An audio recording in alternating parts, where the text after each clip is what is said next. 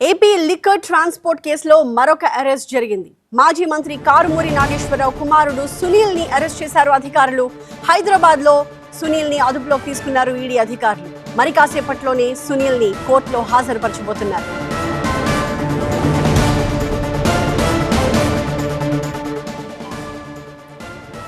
ఇదే liquor transport కేసులో ఇప్పటికే కేశిరెడ్డి రాజశేఖర్, వాసుదేవరెడ్డిని అరెస్ట్ చేసింది ఈడీ. అరెస్ట్ కి ముందు వాళ్ళకి సంబంధించిన 5 ప్రాంతాల్లో ఈడీ అధికారులు సోదాలు చేశారు. విలాసవంతమైన కారు, 94 లక్షల విలువైన ఖరీదైన వాచిల్ని కూడా స్వాధీనం చేసుకున్నారు. లెక్క చూపని నగదు, కీలక పత్రాలు, ఆస్తి డాక్యుమెంట్లను కూడా ఈడీ సీజ్ చేసింది.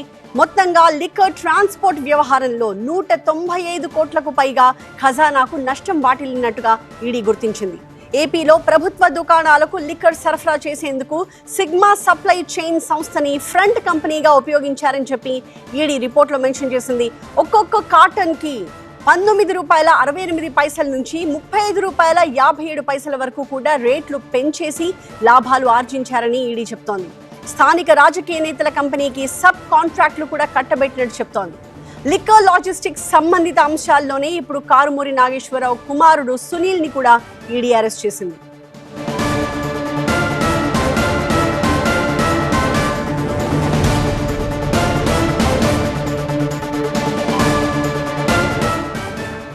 కారుమూరి సునీల్ కి సంబంధించిన విజువల్స్ ప్రస్తుతం మనం చూస్తూ ఉన్నాము. ఏపీ లిక్కర్ ట్రాన్స్పోర్ట్ కేసులో సునీల్ ని తాజాగా ఈడీ అధికారులు అరెస్ట్ చేశారు.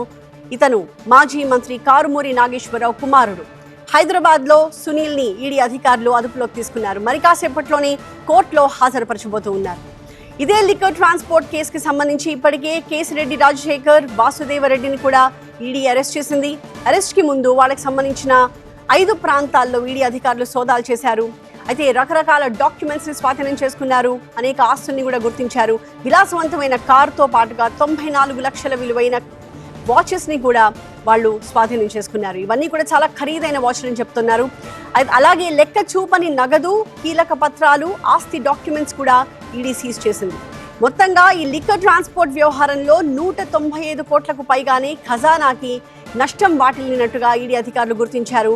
సో ఏపీలో ప్రభుత్వ దుకాణాలకు లిక్కర్ సరఫరా చేసేందుకు సిగ్మా సప్లై చైన్ సంస్థని ఫ్రంట్ కంపెనీగా వీళ్ళు వినియోగించారని చెప్పి కూడా ఈడీ గుర్తించింది. ఒక్కొక్క కార్టన్ కి రేట్ ని విపరీతంగా పెంచేశారు. ₹19.68 నుంచి ₹35.57కి రేట్లు పెంచేసి ఈ రకంగా వీళ్ళు లాభాలు ఆర్జించారు అన్నది ఈడీ అధికారులు చెప్తున్న విషయం. స్థానిక రాజకీయ నేతల కంపెనీ కూడా సబ్ కాంట్రాక్ట్లు కట్టబెట్టినట్టుగా తెలుస్తోంది. తాజాగా ఈ కేసులో లిక్కర్ లాజిస్టిక్స్ సంబంధిత అంశాల్లోనే ఇప్పుడు కారుమూరి సునీల్ ని కూడా ఈడీ అరెస్ట్ చేసింది.